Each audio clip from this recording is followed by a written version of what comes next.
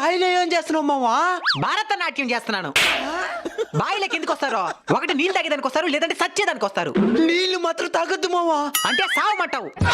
అట్ట కాదు మావా, ఆ నీళ్లు క్లీన్ గా లేదు మావా. ఓ అదే, పైనుండి నీళ్ళు తోసేనాం అనుకో, కింద నుంచి క్లీన్ గా ఉండే వాటర్ పైకి వస్తాయి, దాన్ని తాగొచ్చు. అయితే నాకు కూడా దాహంగా ఉంది మావా. మరి రా తాగదు. వస్తున్నా. ఎవడ్రమ్మా బాయ్ కాడా? ఈ బాయి ఓనర్ వస్తున్నాడు మావా.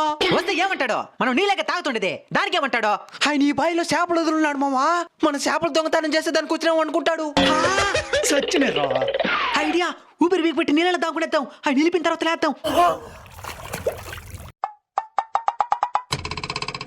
ఎవడు లేదులే, ఉంటే సచ్చునుంటాడు. ఏంద్రా సౌండ్? ఎవరు లేదులే,